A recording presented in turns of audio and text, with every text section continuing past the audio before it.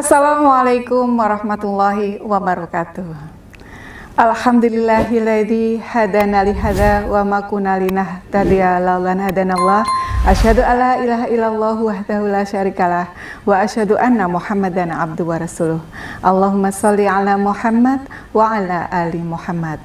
Rabbi shrahli sadri wa yassirli amri wahlul 'uqdatam min lisani yafqahu qawli. Selamat sore anak-anak yang soleh-solihah, ayah, bunda, dan para pemirsa yang dirahmati Allah. Marilah kita awali pertemuan kita ini dengan mengucap syukur. Alhamdulillahirabbil alamin. Segala puji bagi Allah yang telah melimpahkan rahmat, hidayah, serta inayahnya kepada kita, sehingga pada sore hari ini kita bisa menjalankan ibadah puasa di bulan Ramadan. Dan juga tak lupa salawat serta salam senantiasa tercurahkan kepada junjungan kita Nabi Muhammad SAW beserta keluarga, para sahabatnya, dan para pengikutnya yang kita nantikan syafaatnya hingga yaumul akhir nanti. Alhamdulillah, pada kesempatan ini Bu Rina bisa bertemu dengan anak-anak dan mengajak untuk bertadabur, bertafakur, untuk mengenal kembali ataupun mempelajari tentang hikmah dari sahur yang biasa kita lakukan di bulan Ramadan ini. Sahur adalah merupakan rangkaian dari ibadah puasa. Seperti anak-anak ketahui, kadang-kadang kita menjalankan ibadah puasa dengan melewatkan sahur. Mengapa bisa demikian? Nah, terutama anak-anak kadang-kadang dibangunkan pagi sulit sekali.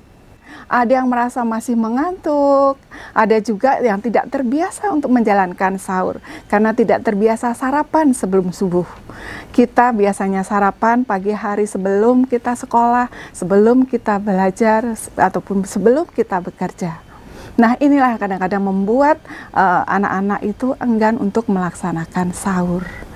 Padahal anak-anak, kalau kita pelajari lebih lanjut, sahur ini banyak sekali hikmah yang bisa kita dapatkan. Seperti yang disampaikan dalam hadis Rasulullah, ya, bahwa ketika kita menjalankan ibadah sahur, ada hikmahnya. Ya, bahwa ketika kita sahur ini dalam hadis Rasulullah yang disampaikan oleh Imam Bukhari Muslim, yang disampaikan di sini, tasaharu fa inna fi suhuri barokah, maka makanlah sahur karena di dalam sahur itu ada keberkahan. Berkah di sini artinya adalah ziyadah khair. Ya, kita akan mendapatkan kebaikan-kebaikan. Apakah kebaikan yang kita peroleh di sini? Banyak sekali. Sepanjang hari kita berpuasa, ya, dengan sahur akan mendapatkan kekuatan, kesehatan. Bahkan kita bisa beraktivitas dengan lebih baik. Kita akan bersemangat untuk menjalankan aktivitas sehari-hari. Selain itu, dengan sahur ketika pagi hari, kita mendapatkan kasih sayang dari keluarga kita. Kita bisa sahur bersama. Jarang kan kadang-kadang kita kalau pagi-pagi harus makan sendiri karena patur buru-buru dengan waktu yang akan kita lewati. Nah, di sini ada hikmah yang pertama, ziyadatul khair, keberkahan, kebaikan. Kemudian yang kedua, yang disebutkan dalam hadis Rasulullah, disampaikan oleh Imam Ahmad. Hadis ini dinukil dari Abu Sa'id Al-Khudri, bahwa Rasulullah pernah berkata, Allah dan malaikat bersalawat atas orang-orang yang bersahur. Artinya di sini, sahur itu adalah suatu keberkahan, maka janganlah kamu meninggalkannya, walaupun hanya seteguk air. Karena Allah dan para malaikat bersalawat atas orang-orang yang bersahur. Nah, dimaksudkan di sini anak-anak, bahwa Allah memberikan rahmat dan kasih sayang, ampunan. Jadi saat kita bangun pagi, kemudian kita menjalankan sahur dengan minum air hangat, di situ akan memberikan kesehatan kepada kita. Selain memberikan kekuatan, kita makan dengan makan minum secukupnya. Insya Allah, Allah akan memberikan doa dan malaikat pun di situ menyertai Allah dengan memberikan ampunan. Nah, Kemudian yang ketiga, hikmah yang kita ambil bahwa sahur itu adalah sebagai pembeda ibadah puasanya para ahli kitab, orang-orang Nasrani dan Yahudi.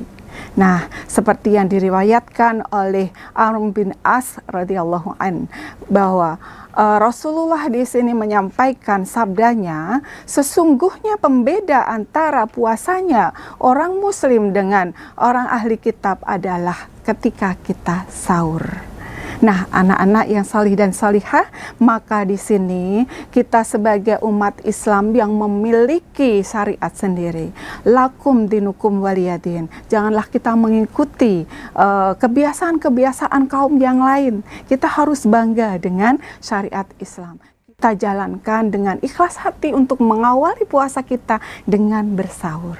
Kemudian hikmah yang keempat adalah waktu-waktu kita sahur. Ini adalah waktu yang mustajab untuk menjalankan doa, yang mohon pada Allah, bermunajat.